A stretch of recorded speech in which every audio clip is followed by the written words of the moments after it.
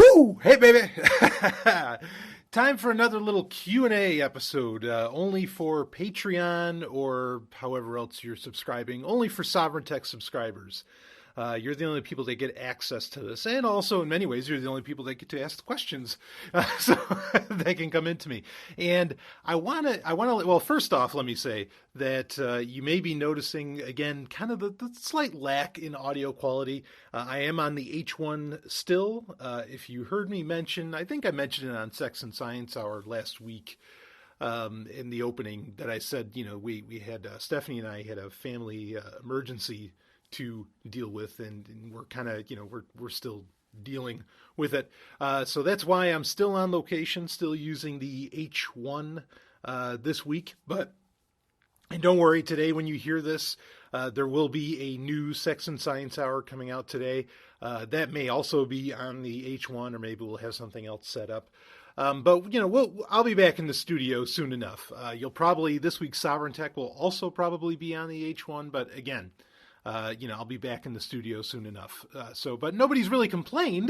In fact, last week's episode of Sovereign Tech was exceptionally popular. A lot of people really, really enjoyed it, and I did the whole thing on the H1. And I also did, what did I release? At the end there, I released, and we're going to get to a question about it in this Q&A episode. But I did a montage of all of the intro segments that I've made over the years, intros to each segment of the show, Hack Sec, Tech Roulette, and all of that, which I've been doing since episode 75, which, boy, we're almost up to episode 200 of regular Sovereign Tech. How about that shit, huh? I can't believe it. But I do want to say something else. Speaking about questions and about these episodes in general, I am summarily impressed at just how feature-rich Patreon itself is. Now, like I said last week, I'm not completely reliant upon, Patreon, because if I need to, I have a whole extra way set up, to allow Sovereign Tech subscribers to get this content, and obviously a million other ways to keep in touch with me and all of that. All of that's very, very very easy to set up if need be. So, because I don't like to rely on third parties for really as much as I can. I mean, I just don't want to. But boy, Patreon's got it all, and even their mobile app. I reinstalled their mobile app, which they've had a mobile app come out like a year ago, and it didn't do much. Like, more or less, you could check on things, and you could kind of get like notifications about how you're doing on Patreon. Which, by the way, we're up to.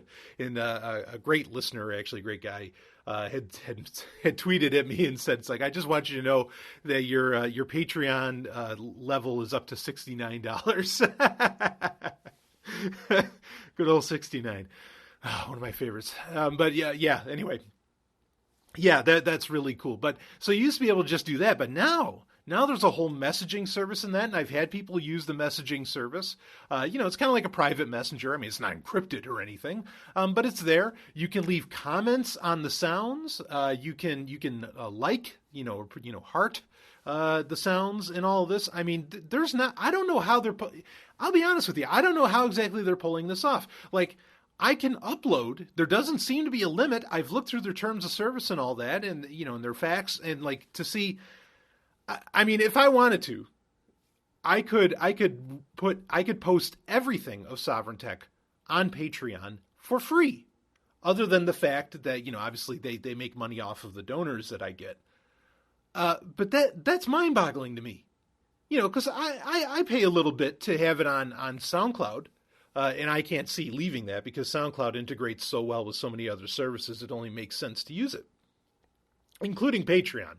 Like the regular Sovereign Tech episodes that I post on Patreon, they go right on. All I have to do is share the link, and then the player goes right onto the main Patreon page.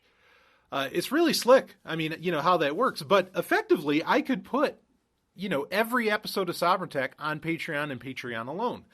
Now granted, I'm only 200 episodes. I mean, as far as the amount of gigabytes that the MP3s themselves would take up for that, I mean, I doubt it's more than a few gig. including all the specials and everything. So I wouldn't be taking up a lot of space. But I could see some people like putting up videos. I mean, and you can put videos up on all that. I don't know how they offer that for free.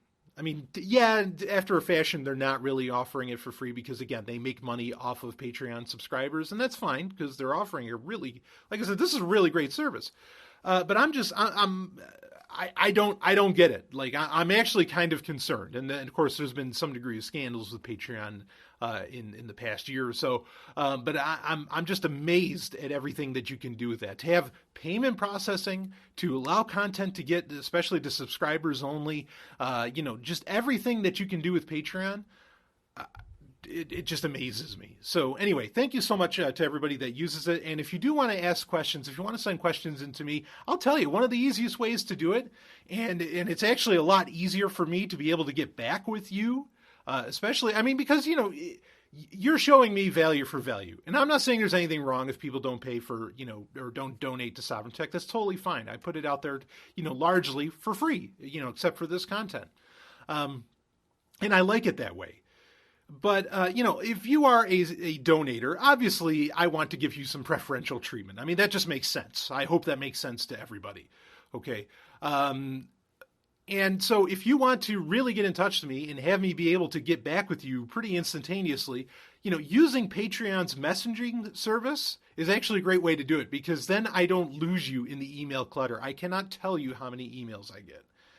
Be it stories or whatever, or some people, still ask questions, even though largely I don't do the Q&A on Sovereign Tech proper, anymore. I save it pretty much for this, and that's how it's going to be for for the time being. So that's just it's a great way to get in touch with me. And also, the other thing I like about Patreon is that I've said this on Sovereign Tech before.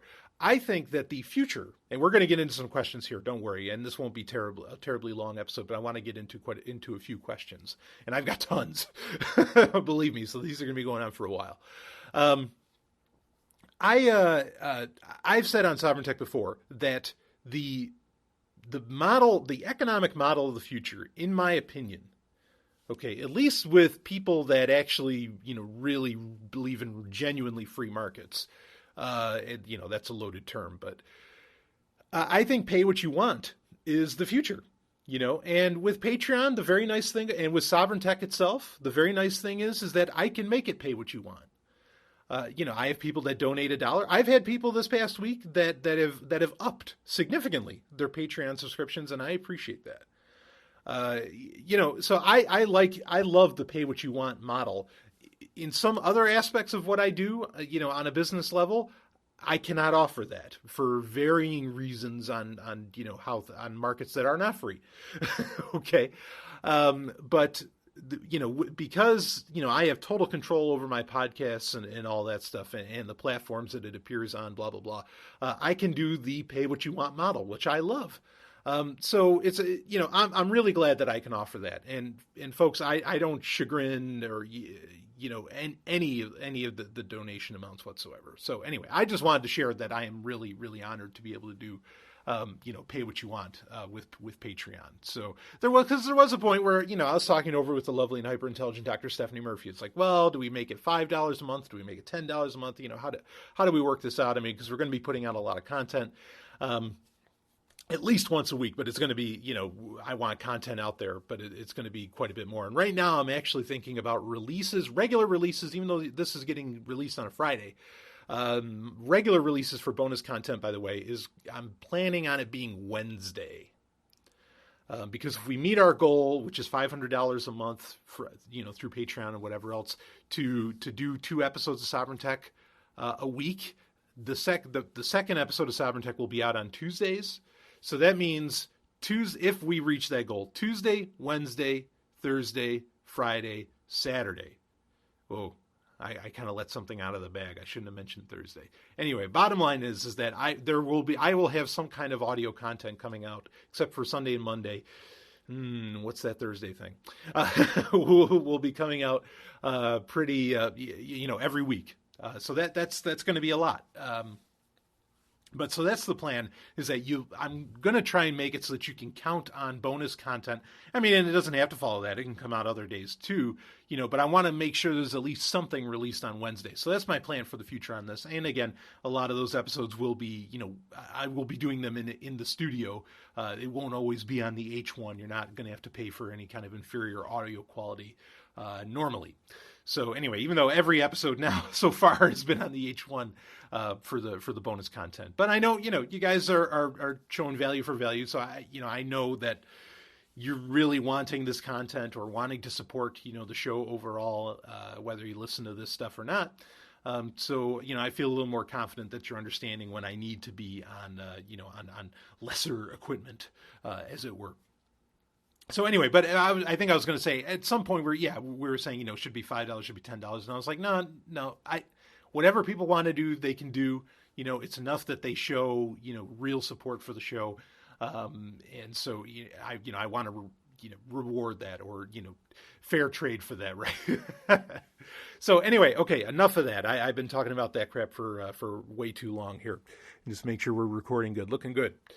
Okay, so let's get into some of the questions here.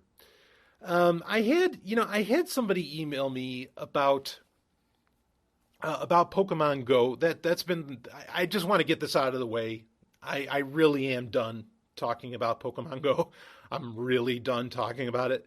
I talked about it quite a bit in last week's Sovereign Tech episode 185. But somebody said that, or I brought up the point that it's really not a Nintendo game. And come to find out, the market actually bore that out, that it's not a Nintendo game. Because I forget what it was. Nintendo did like a 9 billion increase in valuation, in the stock markets. I mean, it was crazy. Because people thought, holy shit, this Pokemon Go, this is really exciting, and Nintendo's laughing all the way to the bank. Well, then people found out, actually, it's not really a Nintendo game at all. It's the Pokemon Company, which Nintendo only owns a third of, and it's a Niantic game, which not even Google really owns.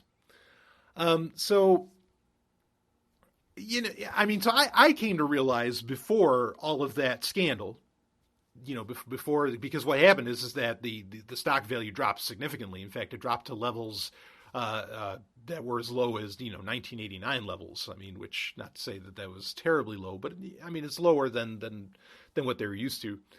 So I before that happened, I realized, I said, okay, this is not technically a Nintendo game.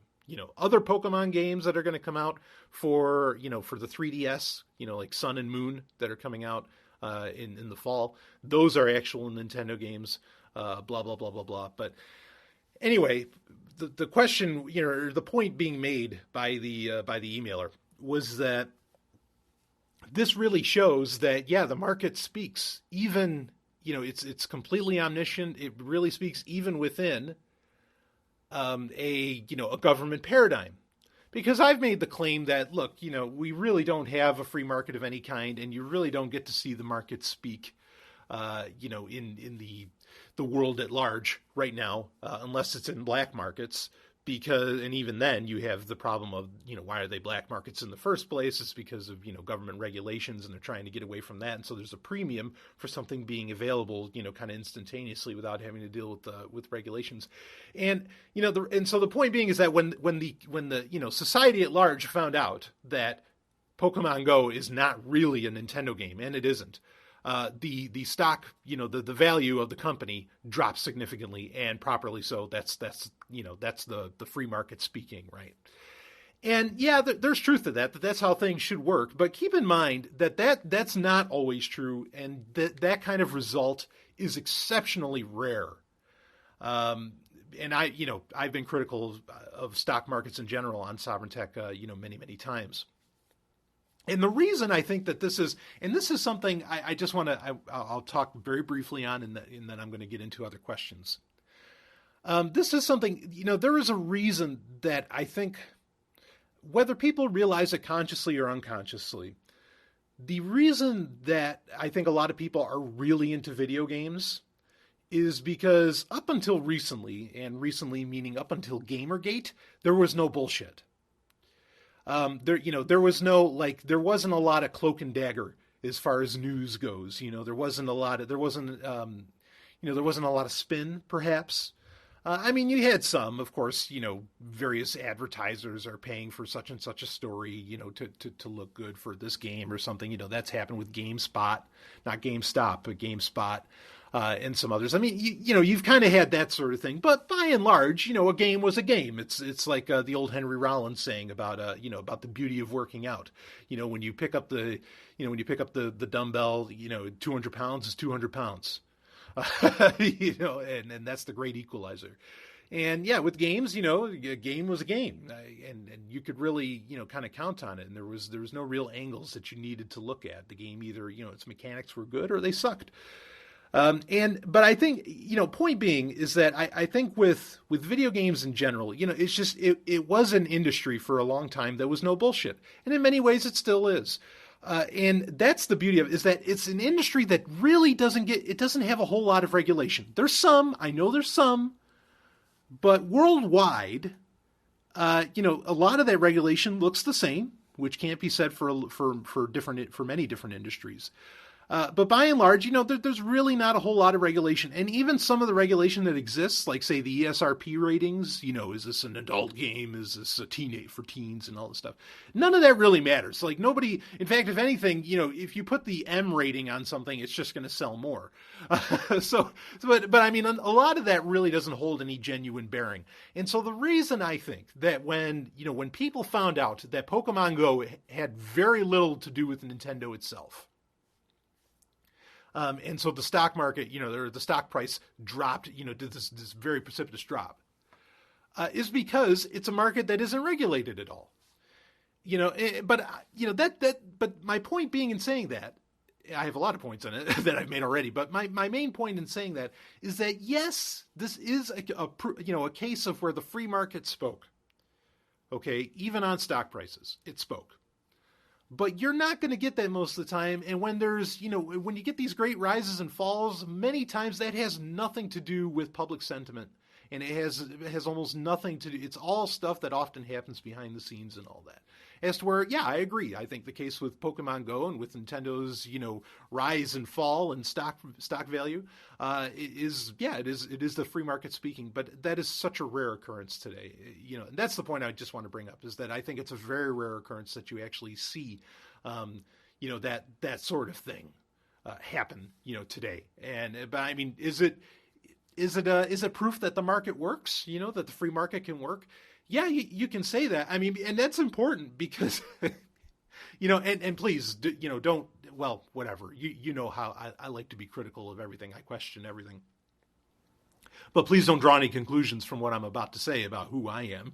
I just want to say, I just want to share this, is that, a lot of people talk about, a lot of anarchists, a lot of libertarians and all that. Oh, we get just, the free market will solve it. The market will solve it. The market will solve it, blah, blah, blah. And they don't actually come up with any real answers, which is crazy. They just have, this patented answer that kind of sounds like you're saying, oh, it's all in God's hands. It's all in God's hands. And that's not an answer. There's no reason behind that. Reason, not as in a reason, but as in reason, the thing, the concept. When you tell people, when anarchists and when libertarians and all that, when they tell people, we just need free markets to solve it. I think it's a valid question for statists or whatever, maybe non-market anarchists, to ask the question, what proof do you have that the market will handle everything? What proof do you have that that's better and all that stuff?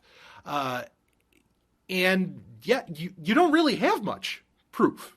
There's some, and maybe the Nintendo case is an interesting one to show, that the market can speak. But, because there are practically no, or at least very few, unregulated markets, or markets that are not affected by some kind of regulation directly or indirectly, not that the burden of proof, the burden of proof is on statism, right? The burden of proof is on them because obviously, statism doesn't work. And it's unethical straight up. So, regardless of what works or what's better for some people or whatever, doesn't that's inconsequential because, as a whole, statism, you can see is an abject failure. And also, it tramples on human liberties. just by its very nature. But, the argument to say it's like, well, this is what, it's tough. It's tough because so many people want to get into this whole, they talk about libertarian paradise and all this and, if we just had free markets, imagine the world we'd have. There's even that great quote, and I love it, by, I think it's by Samuel Konkin, of course, the creator of sorts, or the namer of agorism. I love his works, New Libertarian Manifesto and all that. Where he said that, if we didn't have governments 100 years ago, we'd all be living on our own asteroid with robots serving us or something like that. I think that's kind of the quote. It's a good one. I like that. But at the same time, like, you really don't have, like, there's no evidence to say that that's how these things would be. Because a lot of people, when they talk about anarchism, when they talk about libertarianism, and I've fallen into this trap too, where you say, it's like, if we just didn't have governments, imagine what we would have now. That, I don't know if you want to say that that's kind of a fallacy, but you don't have, you have very little evidence to suggest that that's exactly what would happen. My argument always is, when talking about, liberty ideas and all this stuff, you just say, look, what exists now does not work. It tramples on human liberties. And whether having no government is somehow, worse off for humanity in some way, I can't imagine how that is. Don't get me wrong. Okay. The bottom line is that you need, humans need choice. They need options. They need to be able to choose. And that's all that you can really genuinely argue for, is that humans need choice. And it is, it's absolutely scientifically provable, just how advantageous having choice is. So that's what's key. That's what I think people need to argue about, is not saying, not trying to trump up some, like, libertarian paradise or some, version of free market heaven, but just saying, look, what we have now just doesn't work. You can't say for certain that the alternative perhaps, would work better, and I've even heard Jeffrey Tucker say that. He says, look, I'm not saying that, if we get rid of governments, there's going to be some kind of paradise, and good for him for saying that. But you just got to say, look, people need choice. Okay, that's the only ethical thing, that you can really offer them, is giving them choice and not trampling on their human liberties. Anyway, that's the rub. I'm getting way out. I'm talking about things I didn't plan on talking about at all. And of course, if you have any questions on anything I just said, or any disagreement, hey, let me know, and I'll talk about it on this. And if it gets big enough, maybe it's something I'll even talk about on the main show at some point, and we'll break it all down. Okay, let's get into some other questions here that went into an area I just, again, I didn't plan on. Here's a good technical or quasi somewhat technical question. Do you think a person can become proficient in computer programming in less than a year rather than 10 years? Yeah, so I'm guessing the idea of it taking 10 years is in reference to the fact that to become an expert, you got to do something for 10 years. My answer to this is that, you can become proficient in less than a year. I think that's totally possible, but you're certainly not going to get to expert level. But I don't think it takes 10 years to become an expert at computer programming. Coding, especially today, holy shit, coding is so much easier. Even if you're just doing Python, it's so significantly easier. And there's other great languages out there too. Credit to Apple. Swift is very nice. The Swift language. Rust language is, in my opinion, the number one language for a lot of reasons. It's easily convertible, compatible, and just has a lot of really nice. I don't want to say shortcuts, but yeah, and those are the directions I would go. If somebody asked me, what language would you learn today? I would definitely recommend Rust. Swift is a big deal. I have to admit. And I think a lot of people, that was one of the more interesting things that they announced. I think it was at WWDC that Apple announced, where they created an app that for iPad that kind of taught you Swift on the go, kind of on the fly. No pun intended, but because it's the symbol for Swift is a bird. But yeah, I think those are the more interesting languages out there right now. and maybe, Python, if you wanted to, start from the beginning. Not that that's the beginning. Basic is obviously the beginning. One thing I'll tell you, boy, something that would take you 10 years, if you wanted to really be good at assembly and actually create something in assembly language, which I fully support people creating things in assembly language, then you're looking at 10 years. No doubt about that. So that's my thoughts on computer programming. It doesn't take 10 years. You can learn in a very short period of time, computer programming. But as far as being a full-on expert, that's going to take you a little more time. But being proficient and being able to build things and do all that, no, I think you can learn a lot of that in really, really short order. Something I've actually been researching is late in between doing the myriad things that I do. I'll let this cat out of the bag. I want to make watch games for not just for Apple Watch or even Android Wear, but just in general, the concept. That's something I've been toying with quite a bit as late because, as I've said on the main show many times, I think the watch might become the form factor. We'll just end up going right back to that. and it's a natural progression to some degree. When new technologies come out there, sometimes those new technologies, take GPS, touchscreens, blah, blah, blah. These sort of things need a larger form factor just to fit the technology and get people used to it. But as time goes on, things end up getting smaller again. Like I said, the cell phone industry, before the iPhone, we were getting into, phones so goddamn small, ridiculously small. And that was the progression. That's what people were wanting up until they found this, up until the iPhone. And then they say, oh, well, to use this technology, take advantage of GPS and all these different things.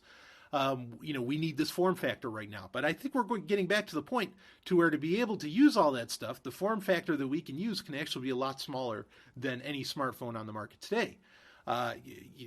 So that's why I think we'll be going back to a watch. I know a lot of people are big on like what they call hearables, where it's just something that you put into your ear and you interact with it there. By talking or whatever, and it's kind of all in your head and all this stuff. I think people are going to have the same reaction to that they had with Google Glass, to where in their everyday life, and professional fields very different. In their everyday life, they're just not going to see the practicality of it, and if anything, they're not going to be able to have conversations with people. Like right now, if you want to look something up, say on a search engine or whatever, on DuckDuckGo or something, from your smartphone, you'd pull out your smartphone. You could keep having a conversation. You could be looking up something, that is relevant to the conversation. Maybe they're like, oh, hey, do you remember when are the show times for this, blah, blah, blah, blah, blah. And, but if you're using a hearable, I think that, you're going to have a third person walking into the conversation, even if you're the only one hearing it. I think that's going to cause a lot of problems. So I don't think the world's ready for that. I think there's always, I really don't think people are going to get to the whole zero UI thing. There's going to be something. And zero UI is another term that has, does zero UI mean there just isn't a screen? Or does zero UI mean that you don't do anything at all and everything's predictive? Like every device you use or anything you want to do is just predictive based upon what you want. I don't think either of those are really going to become a reality. Maybe screenless to where you're just, you're making motions with your hands and you look like a magician. I've talked about that before, to where, boy, what does that say about these old ideas of magic? Was there some ancient technology getting used? I'm just being fanciful with that theory. I could see that sort of thing happening because those user interfaces are being developed. Google has one, Microsoft has one, to where you can, control things just with your hand motions. But that's still a UI. That's still something you're using. The thing I don't buy is that everything, will either be in your ear or it'll just be predictive. I don't think humans are going to take to that. I could end up being wrong, but I don't think so. And to thwart a lot of that, the importance of learning computer programming is so that you have control over these devices. Because if you ever get to that zero UI future or that hearables future or, where there's no UI at all,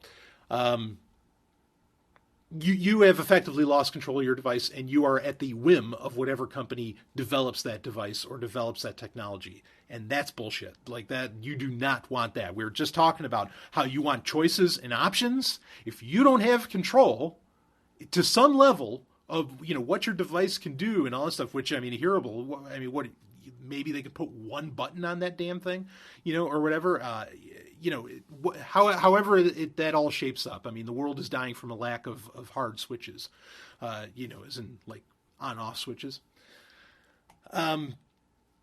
If you don't have that control, you don't have choice.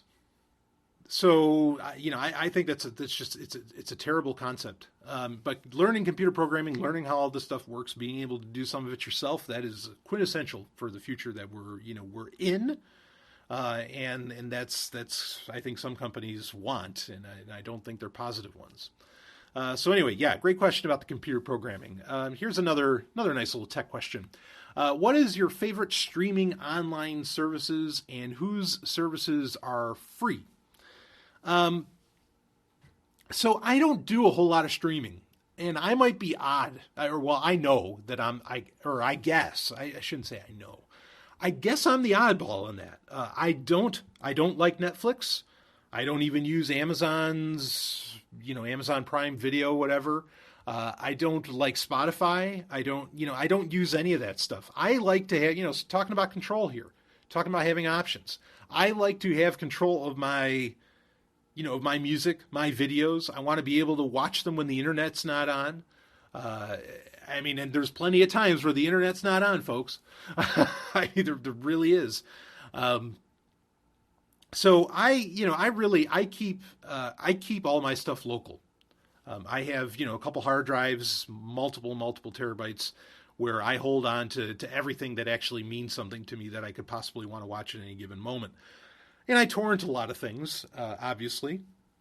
And, this is another thing with torrents, is that I know people get, it was like, oh, well, you're not supporting the artist and all this stuff. It's like, well, but if the artist, if I can't actually own what I even lay down the money for, how to put this?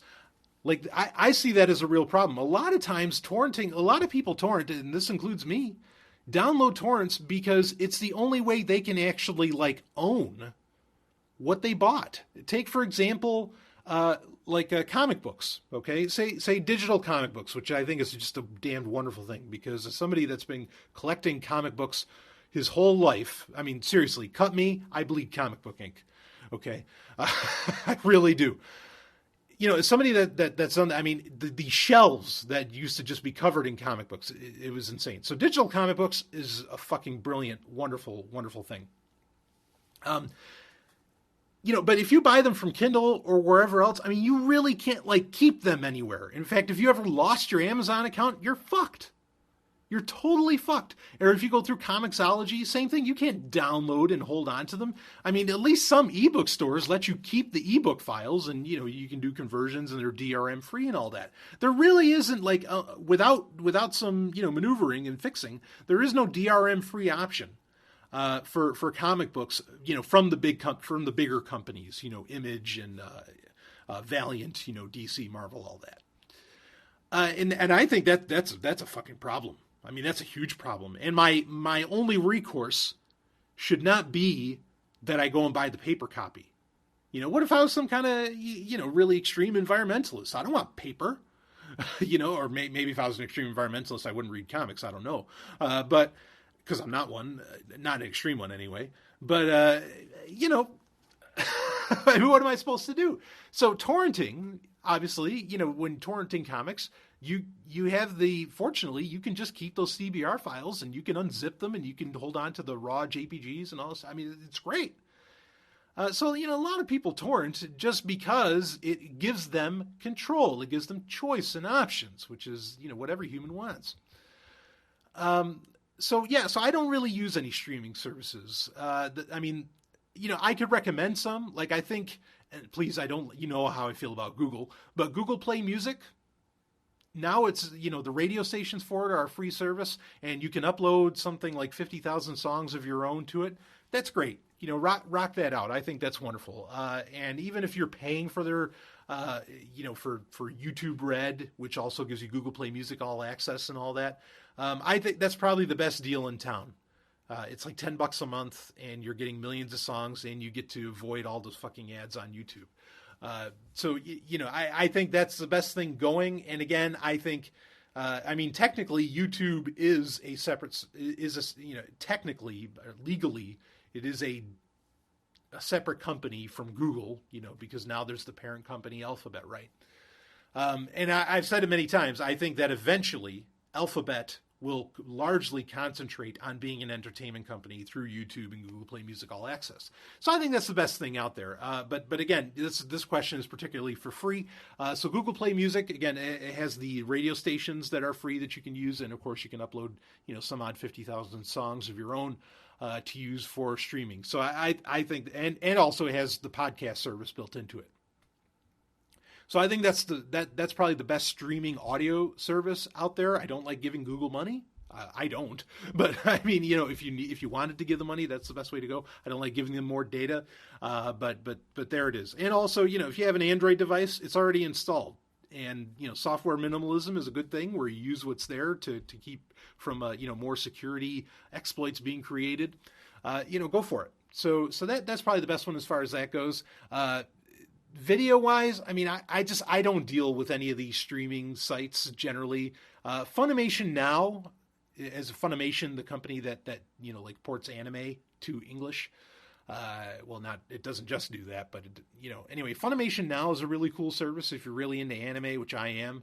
I do use that to watch some videos, but that's it. Otherwise, I don't stream. I download, I keep, or I grab the Blu-rays or whatever, and that's how I roll.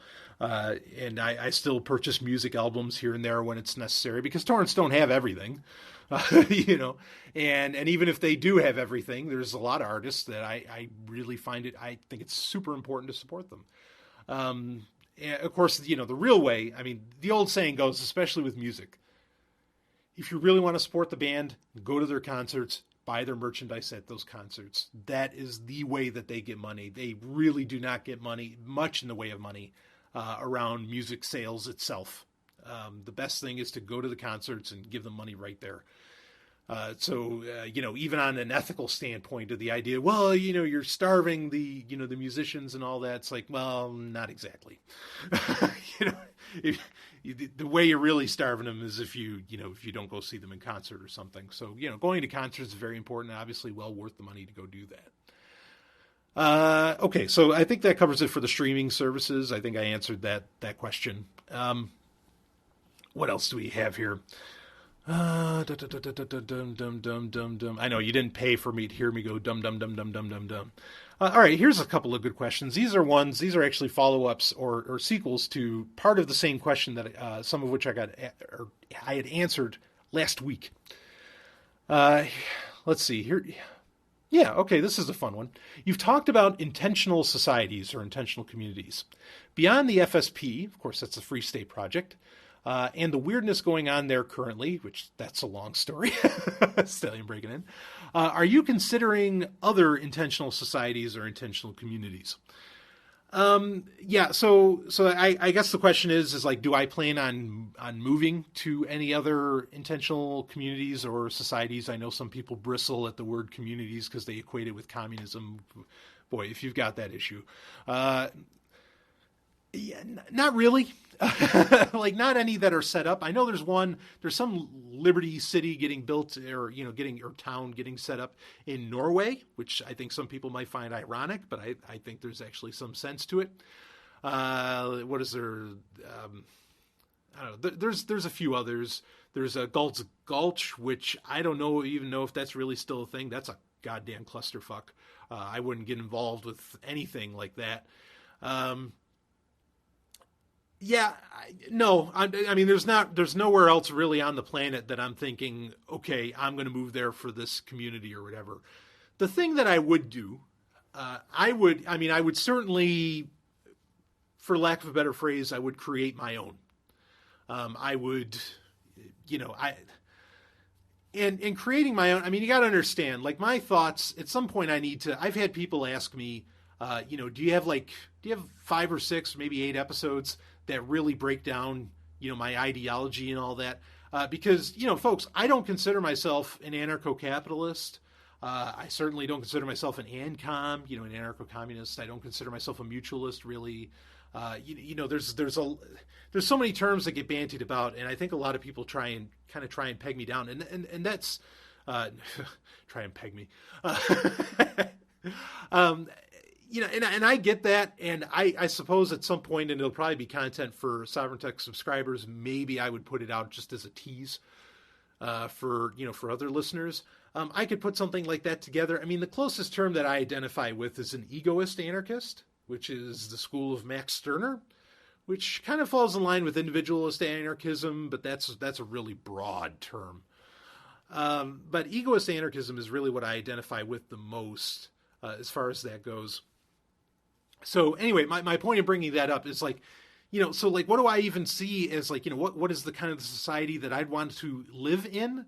Well, egoist anarchism has a concept called the union of egoists, and that's where, and I've talked about that many times on Sovereign Tech. I've brought that up. That's how you organize. That's how you set things up, in my opinion. Then what does this is interesting because this is becoming a theme, and I didn't plan on it. What does a union of egoists offer to people coming together? What it offers is pure choice, pure options. And that is that once somebody does not like what the union of egoists is doing, say it's a group of 10, 12 people, or however many, they walk away and the union no longer exists. Or at least not for that person. And they can just walk away, no questions asked, no problem. It's just not meeting their needs. It's not what they want to be a part of anymore. And they just go, and there's no penalties for such. That's the union of egoists. It's the ultimate in choice in organizing, in my opinion. My dream intentional society or community, is based around the concept of the union of egoists. Or the union of individuals is another term I think that gets used for it. It would be very few people. And we would just, find a spot that everybody likes, find a spot somewhere. Honestly, probably it would be in New Hampshire, because I think New Hampshire, regardless of the Free State Project, I think New Hampshire is one of the most beautiful places on planet Earth. There are a few places I would call more beautiful. As far as ones I've been to, yeah, I think Yellowknife, Northwest Territory in Canada is probably the most beautiful place on Earth. Greenland's another nice place. I've been tempted. I've genuinely, I am not joking. I am so cryophilic. I would live in Greenland. I would totally, if 10 people or however, even less or a little bit more said to me, it's all right, let's go put a little society together. We think Greenland would be a great idea. I am so fucking on board for that. I am not kidding. Let's do this. But it would probably be in New Hampshire, and, it would just, buy a little bit of land, and whatever exists outside of that land, or whatever goes on, people do whatever the fuck they want. Just, leave us alone and make it off the grid in so many ways, not necessarily, with electricity or, that could get interesting, but just have a local area network that everybody connects with there. Maybe have one point where, perhaps it connects to the big bad internet or something, but that'd be a very controlled, or secured, not controlled. We don't want to, it's not like North Korea, okay? But just like a very secured gateway, that connects to that. And an optional one at that, and all that stuff. I could go on and on about how I would set that sort of thing up, but I'm not a central planner. I'd let a lot of things go organically, but just do best practices as far as, security digitally and perhaps otherwise. But that's it. I cannot imagine that anybody that's setting up some kind of intentional community or society, and there's some great ones out there, I'm not knocking them. Anybody that wants to set that sort of thing up, largely they're trying to make a profit off of it. Not all of them, but a lot of them are trying to make, especially in the more libertarian ANCAP circles, they are trying to make a profit off of doing that. And so they are wanting a lot of people involved. Okay. And that just by its very nature does not appeal to me. Not anymore. There was an advantage to the Free State Project at one point. It's turned into The Free State Project is just, I mean, it's turned into one asshat's fiefdom in many ways, at least ideologically, and I just, I really don't identify it with much anymore. However, as a byproduct of that, there are a lot of like-minded people around me. So, so regardless of how the Free State Project as an organization is, New Hampshire is still, like, if you want to live around people that get it, that understand taxation is theft and all this other crap, this is the place to be. So why wouldn't I want to, even if I wanted an intentional society, sub-community within a community, this would be the place I'd want it. So, if I were to ever do it, there's nothing else out there that really interests me. And to some, I hate to use this example, but New Hampshire is kind of like Facebook, in the abstract, in that, you have the network effect. The people that are on the way to either getting as far along ideologically as I like to, or the direction, I shouldn't say farther along, but the direction that I go in ideologically are going to be here. Whether they came that way initially or not, or for whatever reason that they came here, they're going to be here because, there's that network effect that's happened in New Hampshire. But that's the beauty is that you can, you can make communities within communities. You can make sub-communities, right? Subcultures, even, if you want to use that term. So that's really the direction I'd go. Let's see, how long are we going here? Oh, good heavens, 46 minutes. Great Satan. What am I doing here? All right, I'm going to do one more. I'll do one more question, and then we got in a couple of good tech questions, and I think I talked about Pokemon Go for too long. Like I said, I'm really not going to talk about that much anymore. I'm so tired of it. Okay, here we go. Religion is probably the earliest form of governments, followed by governments claiming divine rights, followed by we just rule you, get over it. No question except how the hell do people not see this? So that's what the emailer was asking, is like, how do people not recognize that religion is the earliest form of government and that there is this natural progression of governments? Yeah, how do people not see it? It's a really interesting concept. I agree that religion in many ways is the original government. And I don't know how this happened. I don't exactly, maybe we can never know. I don't know. At some point, all right, so here's my theory on how religion itself even started. And if you are a subscriber, okay, and if you are a religious person, you're probably a very kind one, and so I hope that this isn't necessarily directed at you. That's fine, and I understand why a lot of people go to religions, especially when it comes to around things like death and all this other stuff. I really do get why people want to hold on to concepts of the afterlife and all this. I get it, okay? So just bear with me here. You already know I'm an atheist. You've known it for years, so deal with what I'm going to say here. With religion, how it started, I think what happened is, I'm just guessing, and this isn't necessarily an original theory. All right, I do have one more question I got to get to, but I want to finish this up. I think some human in the Paleolithic, perhaps, ate a mushroom. Okay, they ate some mushroom, and they started seeing, I don't know, purple colors or all some kinds of wacky shit. And suddenly, they have this incredible, and please, I don't support people eating, or I'm not recommending, I should say. I'm not recommending people do drugs or, take mushrooms or anything like that. I never have, and I have no interest in it myself. But there's this, they had this experience where they saw a bunch of colors, they felt like they were in God mode in Rise of the Triad or something. And they told, or Mushroom Mode in Rise of the Triad, they told, somebody else. They told other human beings in their tribe, perhaps. And they said, this is what I saw. And it was such like a revelation, perhaps, of creativity. Not to say that humans without drugs aren't creative. They're incredibly creative. All right, it would have happened anyway. In fact, this level of creativity led perhaps to tyranny. And this guy who does this ends up becoming a priest, like the first priest. This person that took mushrooms, perhaps, okay? And, has this wild experience that he can describe very vividly And so because he can describe it so vividly, the other humans around perhaps accept it as real. But this is the only guy that can do it. And so, they start to pay him for what he is seeing. They start to give him resources just for having this experience that is, by very technical definition, a break from reality. It is not reality what this person is describing. I know some people want to say psilocybin connects you to another dimension or something. I have no evidence for that. No scientist would take that seriously. The concept that it is showing you some other kind of dimension or some higher plane of existence.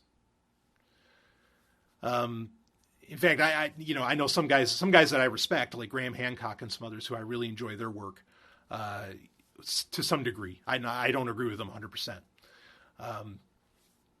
Are really big on psilocybin and all that, but really, like genuine, he will tell you he's not a scientist. Okay, a genuine scientist.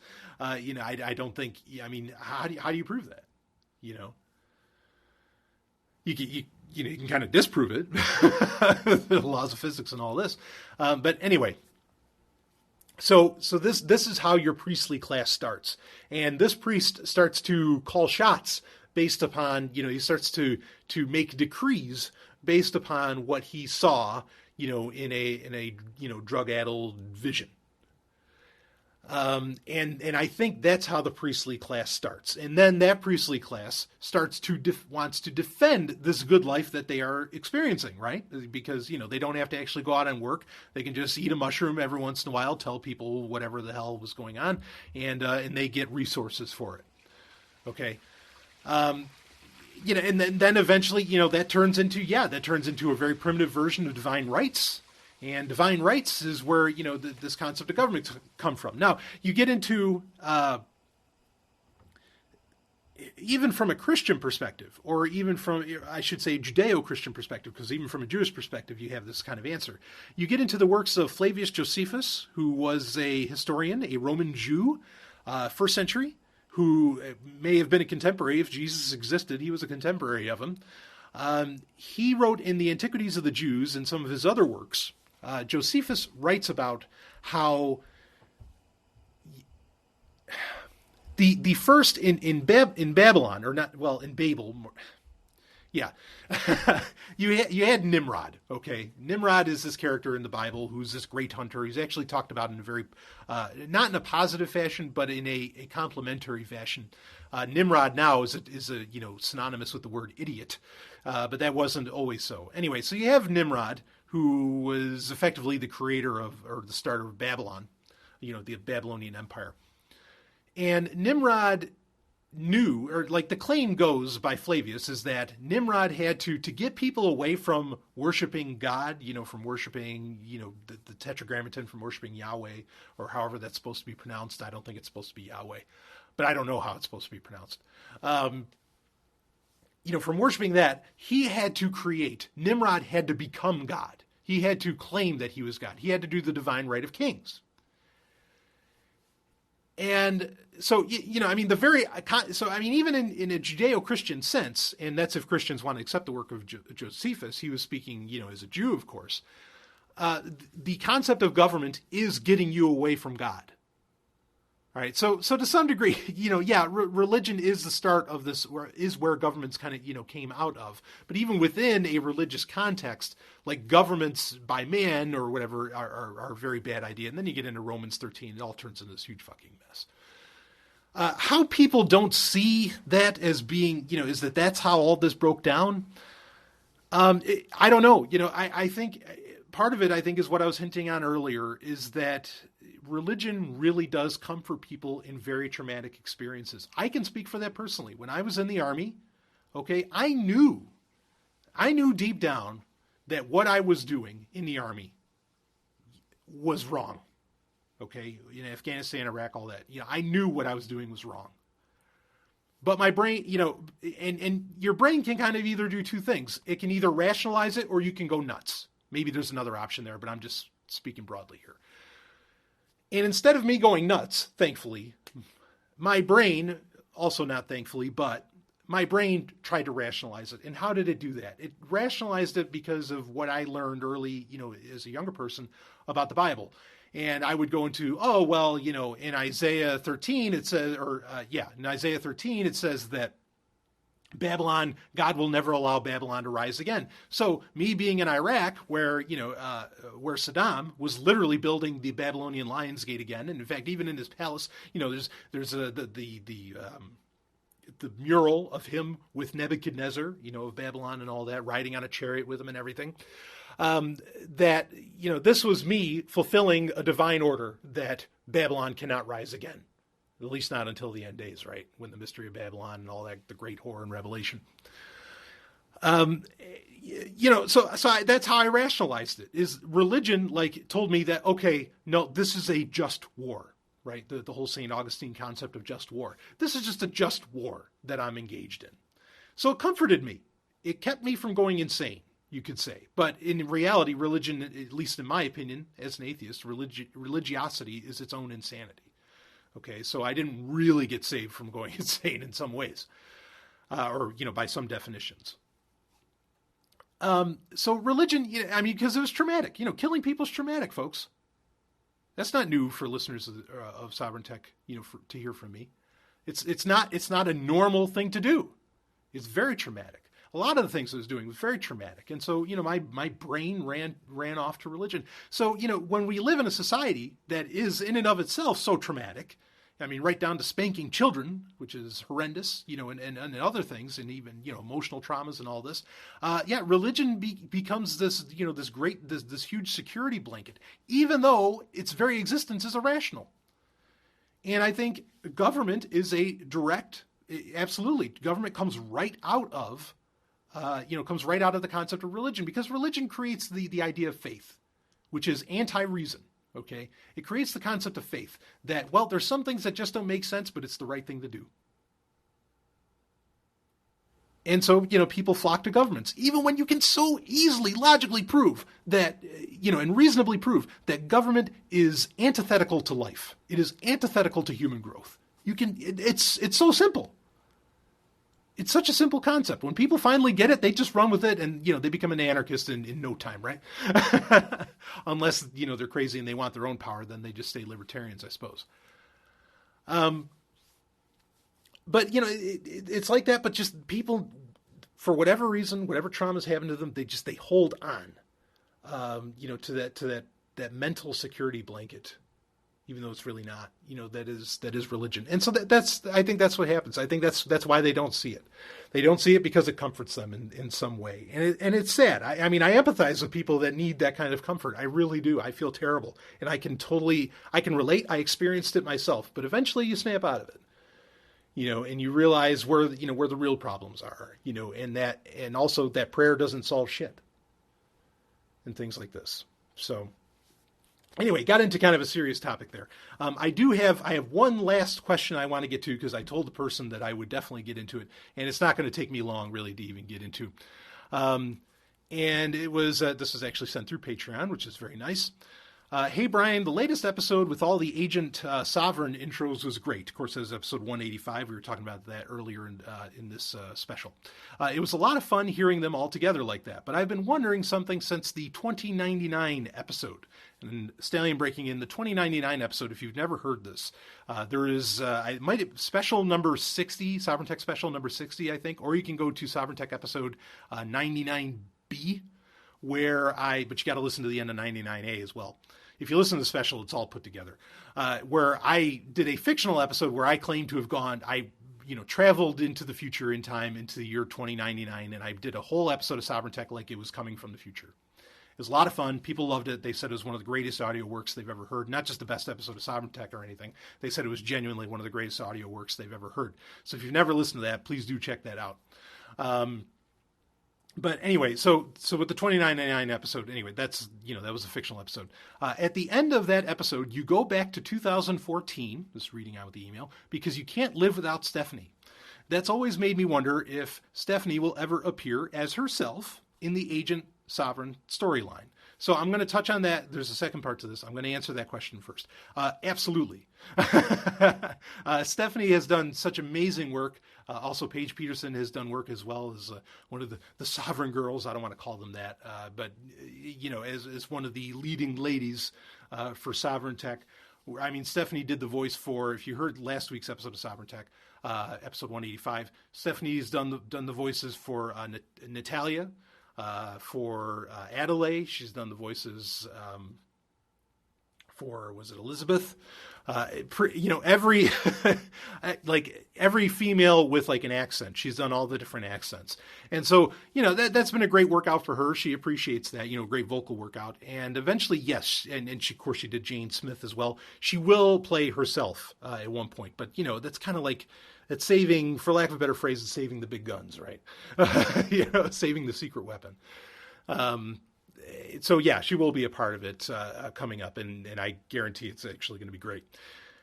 So let's see. Also, here's the rest of the question. Also, at the very end of the updated version of the 2099 episode, that's that special I mentioned.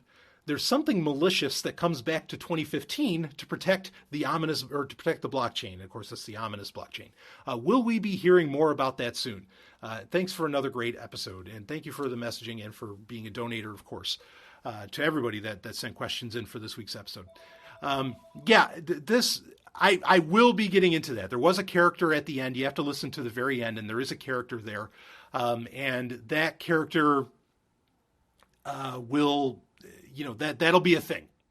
So, and I have another fictional episode. I'm happy to tell all of you. I do have another fictional episode planned for just before episode 200. So you get the secrets out. That's what you get for being a donator. And that will directly have to do with that character that you heard at the end of the updated version of 2099, which was the special episode of that. I'll put a link in the show notes for this episode, perhaps, so you can hear that if you never did. And that's, all right. So that's it. I'm done with all of that. I think that's enough questions for this week, and actually went on a lot longer, than I was expecting. So I mean, I want these generally to be like a half hour, but they've worked out to be an hour. And if, you can send me feedback if you want it to be something shorter, if you don't mind it being an hour in length, let me know. Some will be 2 hours. Some of the specials that I do are going to be, very deep topic specials. And so those are going to have some real length to them, but maybe I can even release them in multiple parts, kind of like Brett Venat does of the great Brett Venat, which he does the equally great School Sucks podcast. I like his format that he does there where he breaks it up into multiple episodes. So maybe I'll do something like that. But anyway, enough for this week. Thank you all so much for donating. Of course, thank you for those that increased their donation amount this week. Again, this is pay what you want. Okay, so you can let me know what you think this is all worth, or just do what you can. And I'm really honored by everybody that does that. Thank you. Hey, there will be an episode of a Sex and Science Hour today. Of course, this is being recorded on Friday. This will be July 29th. And tomorrow, Saturday, July 30th, you will, of course, have an episode of Sovereign Tech. Never missed. For 4 years now, we've had an episode every single week, all brand new content. So you'll have that tomorrow to, you can get sweaty about that, you Sovereign Tech sweaties. Woo! All right. Carpe Lucem. I'll see you on the next time.